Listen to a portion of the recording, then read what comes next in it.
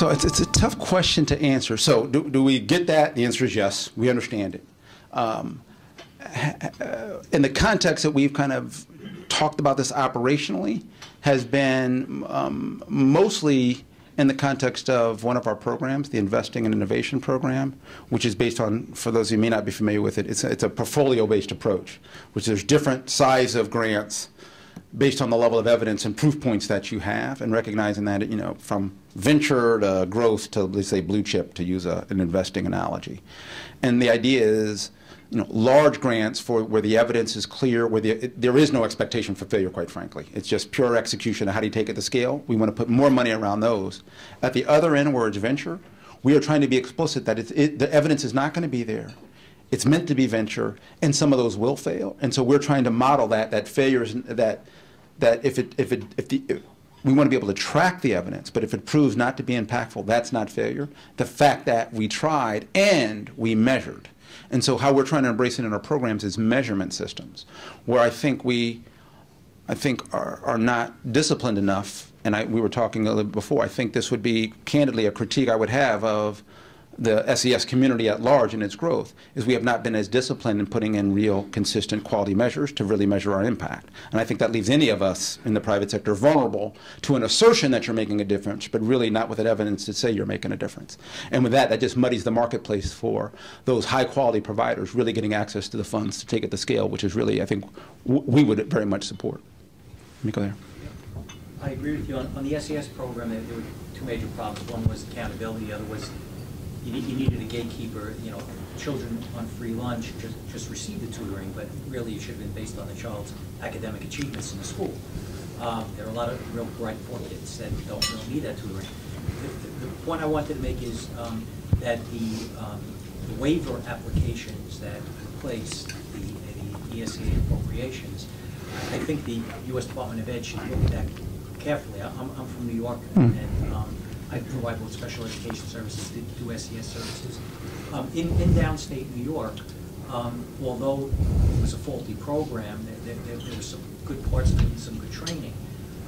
Now the Title I monies that are being used by the schools are, for the most part, in downstate New York. The waiver asked that there be a substitute plan that was reasonable to the SES program. It's not really being followed by the schools, either internally or externally, either with a public-private partnership or internally. So I think that might be some support when you were saying that Congress didn't feel like they had the mindset to appropriate the ESEA, so this was a compromise. I don't know that it's successful. I'm just talking about New York and downstate New York.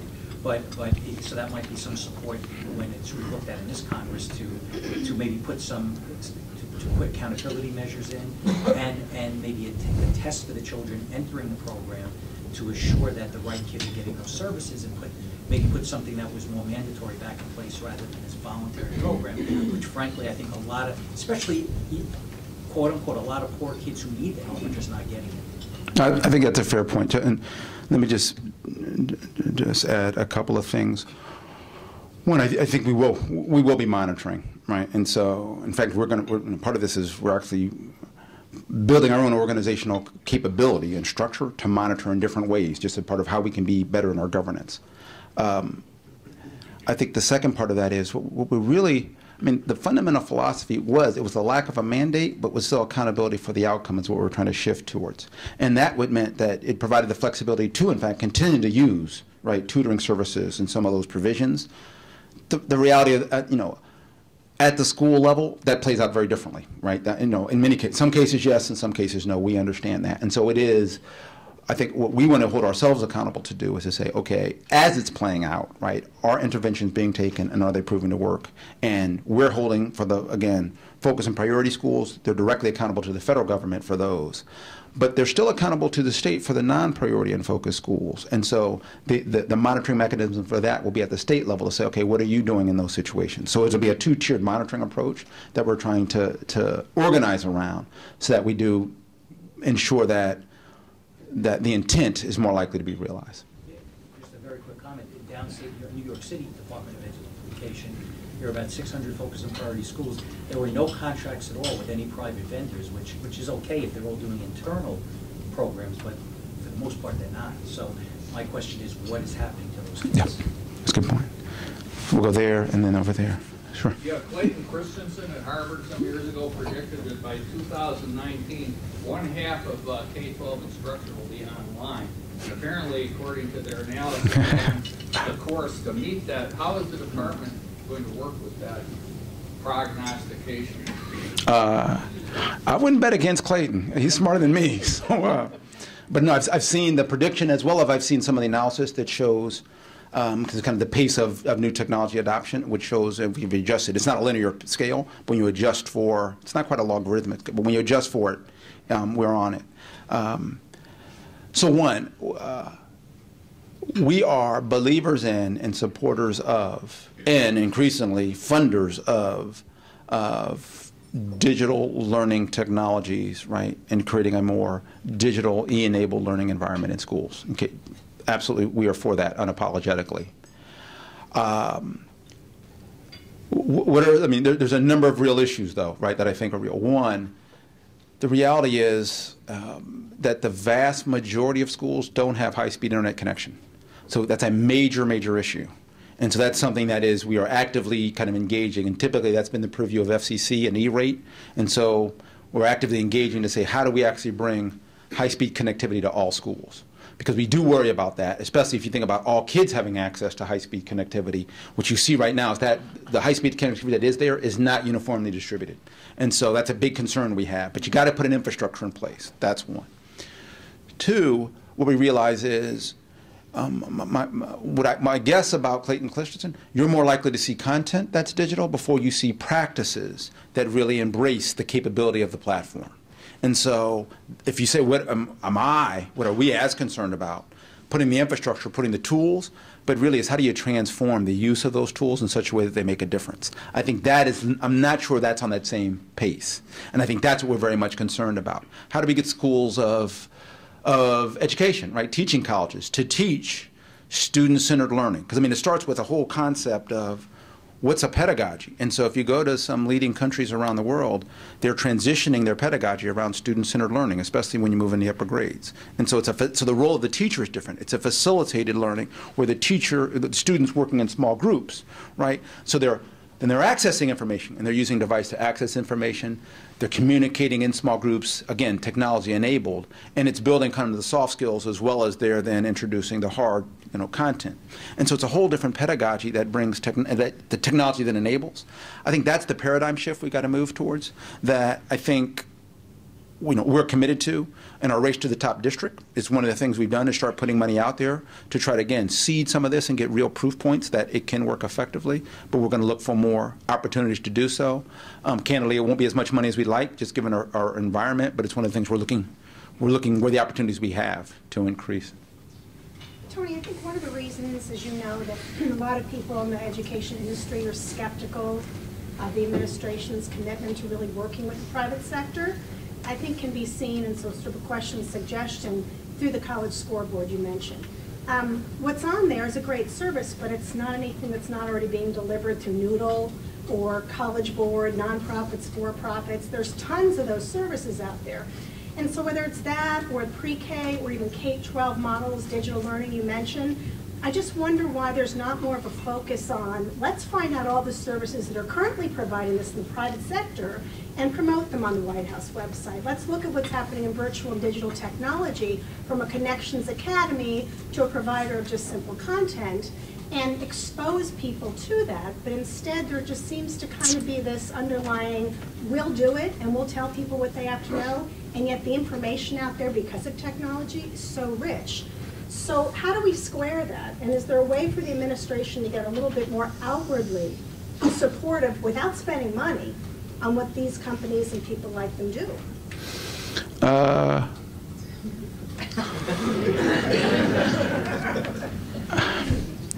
It's just hard. And I mean, it's just a lot harder than what you would think. And so it's not nearly the, I mean, I understand the skepticism, and I can tell you I'm intimately familiar with the college scorecard. So one, there's a clear understanding that there's a lot of these scorecards out there. But what's the other reality? You've also got the public saying, I'm not accessing it. I'm not using it. I'm not making informed choices. So part of this is how can we use our bully pulpit to raise the issue? And so a lot of the things that we do, it's really in the use of the bully pulpit to raise an issue. And the other reality is, again, I've only been here 4 years, but it's increasingly real every day, that there is and I'm sure it varies by administration. You'll hear me say it first. But there's a real risk aversion, to try to anoint a private sector solution, right? And so you end up saying, there's lots of solutions, and that dissipates your message. So in some cases, it's easier to say, here is something. We don't mean to be prescriptive, but from a messaging standpoint, you can point up a scorecard, you can get it introduced, you can put links in, versus we get calls on all the time. Why can't you do, a good housekeeping seal of approval, right? Designate what the standards are, work with the private sector. I tell you, we'd love to do it. I got to tell you, the lawyers go ballistic and say there's no way you can do that as a federal government. And so it's just hard to do. And so we're open to new and creative ideas. We're not doing enough. I would admit that. I got to tell you, we're far from cracking the case on this. And from a funding standpoint, I got to tell you, we've come at this in terms of like eligible grantees and it's very hard to be able to actually get congressional approval to actually make private sector recipients of education grants, right? It's got to be in conjunction with an LEA or not. But we have a hard time getting nonprofits to be eligible grantees. And so I don't think it's a skill set that we're nimble with in terms of direct work with the private sector. I would absolutely agree with you. Let me go there. Yeah. The highway system seems to have solved that particular problem by having advertisers advertise on the highway to pay for cleanup. Could be that the Department of Ed could solve the grant problem by having vendors paid to be essentially placed on the Department of Ed website. Okay. No, I note it. I've just been struck by the people on the left and the right. There's something about education. You all know there is something about education being a public good, being that there is just a certain bias. Absolutely, there is a consistent bias that it's a distrust of the private sector's incentives, right? That they're making money off, poor, disadvantaged kids, and so it's just really hard. And it's like advertising. Well, that's bad. You can't be advertising. Again, you're trying to exploit and manipulate. And so it's got all these biases that, not that these ideas aren't necessarily, some good, some bad, but that's why it's really, really tough to kind of bridge this gap. And so I will tell you, my team will tell you, we're trying to be more sensitive. But frankly, it's probably on, two fundamental things, right? Fundamentally, it's really understanding the impact of regs on private sector and making sure, like on the big ticket items, that we are not doing things that are purposefully, right, really constraining the industry. And and so I think that's really bad, to choke off private capital to innovative solutions. And how do we actually bring people's collective understanding of what those dimensions are? That's a big focused area of us. And I think the other is more direct access. So organizationally, how do we actually have more ongoing areas of access between the private sector and the Department of Education? Because I think that's how you're really going to change kind of the institutional behavior. And right now, we don't have many of those points of access. So that's kind of what we're trying to do. And I hope some of these innovative solutions we pick up, but I don't want to overpromise. You have right now for professional development, school improvement grants, and a lot of different funding opportunities that will end this year.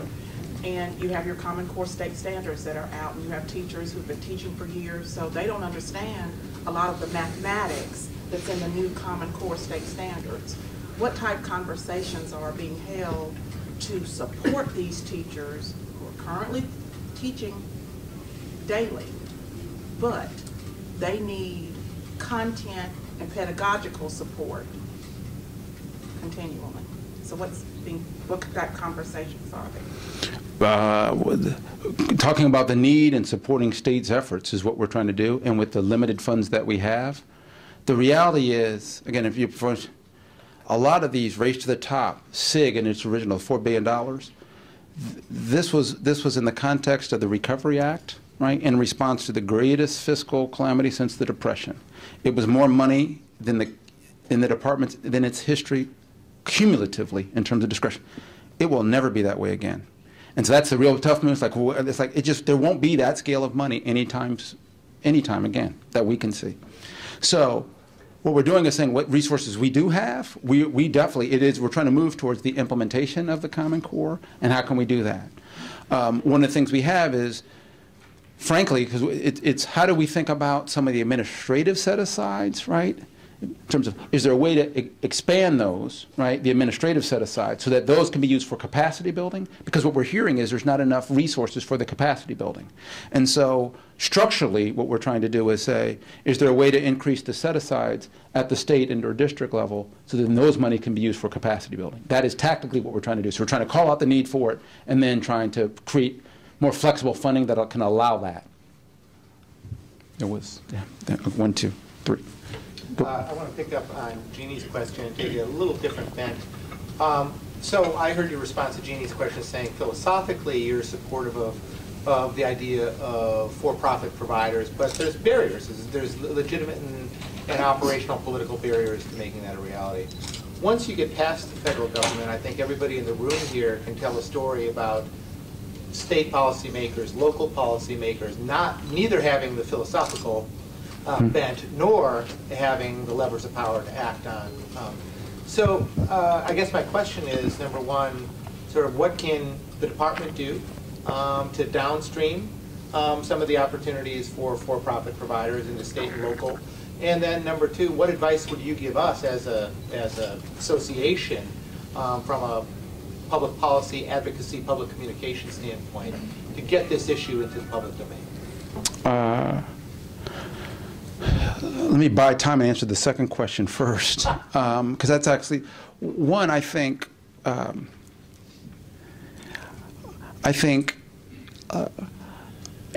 message around student outcomes, right, and taking an outcomes-focused view, I think is unifying. And I think any message that's unifying, I think, is going to be an advantageous message for the sector. The other is, as you move beyond just the message to then any collaboration and on, voluntary, you name it, standards, codes of conduct, those kinds of things, I think is credibility enhancing. And so I think that's also a very kind of productive effort that I think would benefit the industry and benefit the relationship with regulatory bodies. And then I think, frankly, I think, and maybe this moves into the first, well, no, what could be done? I do think,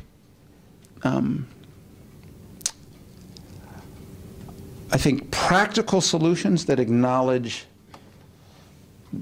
the regulator's agenda, I think would then be my third suggestion, right? So you have these broader, but then it's always easier, I will just tell you, because as a regulator, right, you're confronted with multiple stakeholders. And so your job is always trading off, by definition, disparate stakeholders' interest. And rarely it is, or let me say, it's always appreciated when someone who understands where you're coming from can kind of relate that back to their agenda. It just makes it a lot more easier to act on. And so what I think it comes is to taking time to understand what are the issues of concerns. That's why I say this notion of outcomes. And then say, in that context, here are some practical things that we think would be common.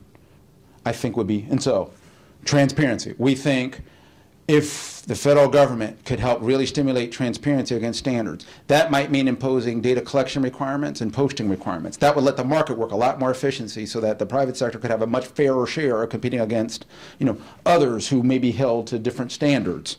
Yes, okay, now that's a very tactical, practical thing that we might be able to do that would be in everybody's collective interest. So I think those are the things. In terms of working downstream, I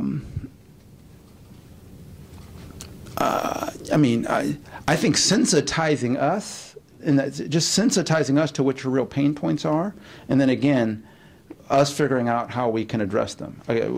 Some of us were talking informally earlier.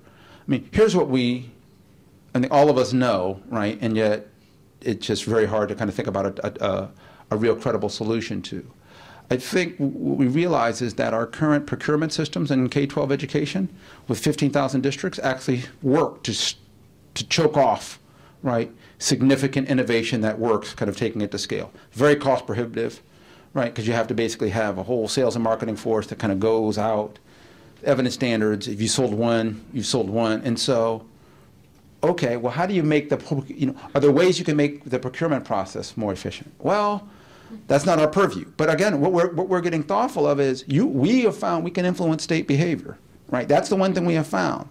Through incentives and through calling out real issues, you can create incentives for states to address those behaviors. And so if there were a practical solution that says, hey, if states had these kinds of issues with their procurement that would foster these kinds of practices, we will make you then more advantage for some of our discretionary grant. That could be a lever. That would just be a hypothetical, and that would be something that would help downstream, that it's not, the barrier's not us per se, but it would help the industry. That's just if I could have a brief follow-on. So that's where I'm going is a lot of what is discretionary money at the local level is money you sent them. And whether it's Race to the Top, whether it's SIG, whatever it is, and you're the funder, but they're the selector. Yes. And you've proven you have the ability to change their behavior.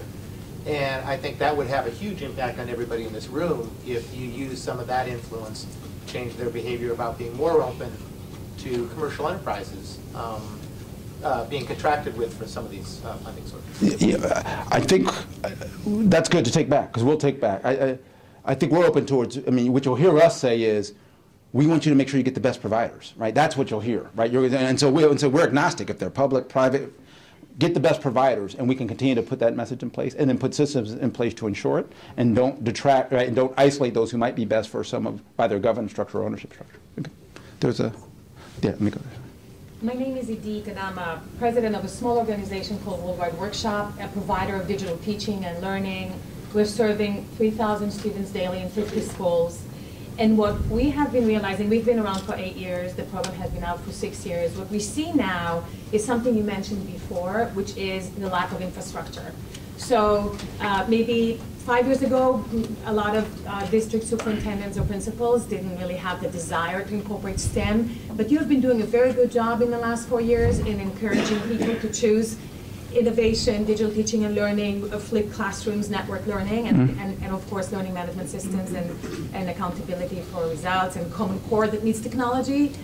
But you mentioned something about how you're going to excel the connectivity, the infrastructure, the computers for every single child in every single school for really high speed. Like if all students in that school want to use computers a certain 3 hours to work on projects, that's really not possible almost in any school these days. And that's what we see, that there is now demand. Even people figure out how to take money for professional development, but they don't really have the infrastructure and the budget for that. So how much money you think the Department of Education is going to get to really make that a reality in the next 4 years? So it's been sized. I don't have it committed to memory, but it was 8 to 10 billion-ish is what the price tag was. Are you satisfied with that? For the whole nation? Yeah. Yes, based on the estimate that we thought that that's what it would do to address the last mile problem, and then to bring wireless basically, and then bring it last mile to the school, and then kind of wireless broadband within the school. Because the within the school access is not the big expensive piece. It's the last mile problem, which is the bulk of the infrastructure build and the money. And there are scenarios that, yeah, we are trying to truly work up what are viable funding scenarios. So this is not like some pie in the sky thing. Because again, it's a collaboration. So what FCC has often done is in the context of bandwidth sales and auctions, right? There's proceeds from that. So there's some different mechanisms. Whether that'll get worked out or not is not yet clear, but this is meant to be a practical issue, not just a political issue. And if I want to tweet you on that, what should I say for the $140? Thank you. You should say that the department recognizes the need to bring high-speed bandwidth to all schools in this country, and is, committed to committed to identifying practical solutions. That's what you can say. I think you're out of time. Thankfully. No, not at all. Not at all. Thank you. This is really a treat to have the Deputy Secretary here.